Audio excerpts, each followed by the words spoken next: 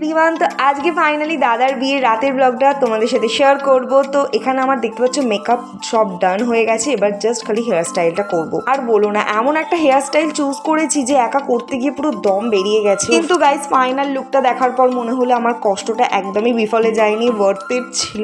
এত সুন্দর লাগছিল, আমার তো বেশ ভালো লাগছিল। এই যে আমি রেডি হয়ে গেছি, তো চলো। তো গিয়ে দেখলাম এখানে দাদার বিয়ে শুরু হয়ে গেছে। সবাই আমাকে প্রশ্ন করেছিল যে মুম্বাইতে আলাদা কি বিয়ে বাড়ি। দেখো, আমরা বাঙালি, আমাদের নিয়ম নীতি সব বাঙালি অনুযায়ী হয়েছে, যেরকম বিয়ে হয় সব আলাদা।